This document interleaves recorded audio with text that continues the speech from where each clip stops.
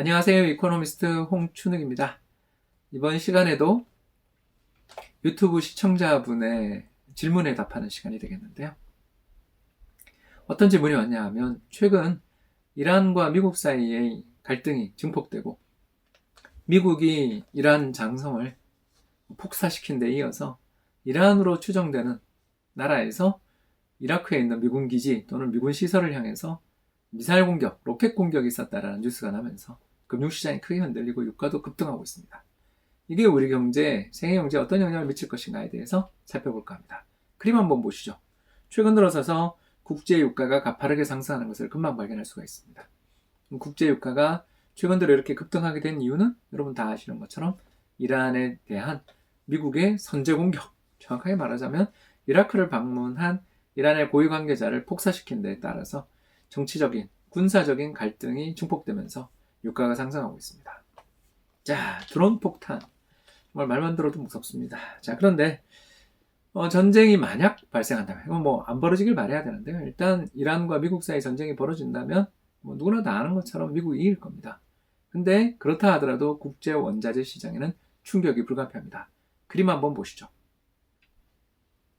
1차 석유 위기, 1973년, 1979년 2차 석유 위기, 그리고 1990년에 있었던 걸프 전쟁, 2001년에 있었던 9.11 테러와 그 이에 이어진 아프가니스탄 전쟁, 이라크 전쟁, 그리고 2011년을 전후해서 시작됐던 중동 민주화의 봄, 특히 시리아에서의 IS, 이슬람 스테이트 사태 같은 것들 여러분들 기억나실 겁니다.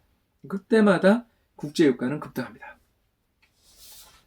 자, 그러면 이렇게 국제유가가 급등하게 될 때 어떤 일이 벌어지는가? 네, 여러분 보신 것처럼 옛날에는 국제유가 급등할 때마다 불황이 출현했습니다. 근데 2000년대부터 정반대 일이 벌어졌죠? 그렇습니다. 2000년대 이후에는 무슨 일이 벌어졌냐 하면 중동에서 정쟁 불안, 지정학적 불안들이 가속화될 때마다 경기가 좋아졌습니다. 그렇지 않나요? 왜 이런 일이 벌어졌을까요? 궁금하지 않으십니까? 다음 그림을 보시죠. 다음 그림은 바로 미국의 오일 생산량, 석유 생산량을 보여주고 있는데 2000년대 초중반을 중심으로 해서 미국에 엄청난 변화가 나타났다는 걸 한눈에 알 수 있습니다. 바로 어떤 변화다? 셰일 오일 혁명이 벌어졌습니다. 그래서 미국은 세계 넘버원 석유 생산 국가가 됐고요. 미국은 옛날에는 석유 수입 국가에서 지금 수출 국가가 됐습니다. 이제 LNG 가스까지 수출을 하게 될 경우에는 세계 천연가스 시장도 뒤집어 놓을 것 같습니다. 이런 어마어마한 기술 혁신 덕분에 세계 경제는 예전에는 중동에서 전쟁만 벌어지면 불황이 출현했는데 반대로 그 뒤에는 국제유가가 상승하며 미국 경기가 좋아지는 일조차 벌어졌다라고 볼 수 있는 거죠. 왜 이런 일이 벌어졌을까? 그래도 궁금증은 풀리지 않습니다. 아니 유가 올라가면 소비자들의 지출이라든가 이런 것들이 타격받으면서 문제 생기지 않나요? 그렇지 않습니다. 다음 그림 보겠습니다. 이 그림은 아주 재밌는 그림인데요. 바로 뭐냐 하면 한국을 보여주는 그림입니다. 한국의 1인당 국민소득이 오른쪽 축에 나와 있고요. 세로 축은 한국 국민 1인당 석유 소비량이 나와 있는데 여러분 재밌지 않습니까? 네. 1인당 국민소득 $10,000를 넘어서면서부터 석유의 1인당 소비량이 정체되고 있죠.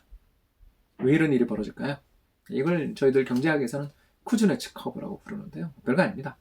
사람들이 좀 못 살 때는 급격한 성장이 나타날 때 석유 소비량도 함께 증가합니다. 그러나 경제가 중진국 수준을 넘어서면서 경제가 안정화되면서부터 어떤 일이 벌어지냐면 에너지 효율에 대한 추구들, 환경에 대한 중요성들이 부각되면서 사람들이 연비가 좋은 차라든가 아니면 저전력 냉장고 같은 것들을 선호하게 되고요. 또 정부도 가스를 많이 내뿜고 이산화탄소를 많이 내뿜는 그런 여러 가지 발전이라든가 또는 차에 대해서 규제를 가하면서부터 점점 1인당 에너지 소비량들이 줄어들고 효율화가 증폭되는 겁니다.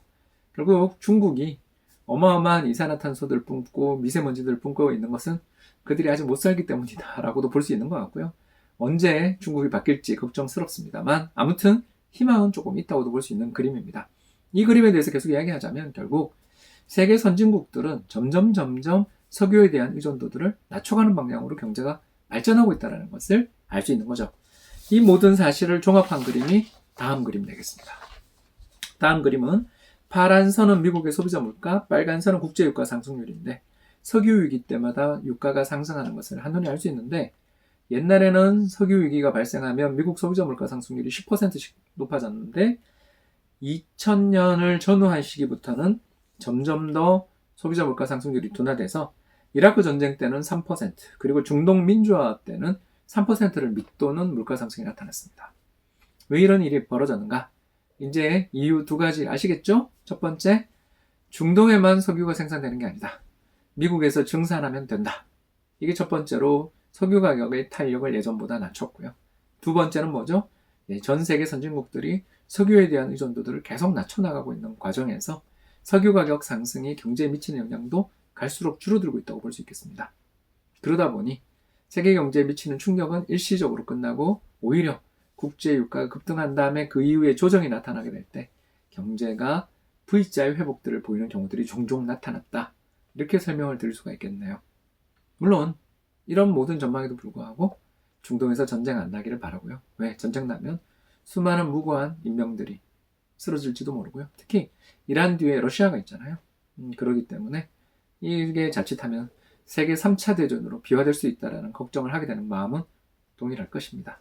따라서 전쟁 안 나기를 바라는 마음을 가지고 있지만 국지전 또는 제한적인 전쟁이 발생해서 유가가 급등했을 때 경제에 어떤 영향이 미칠까에 대해서도 알아둘 필요가 있어서 영상 촬영해 보았습니다.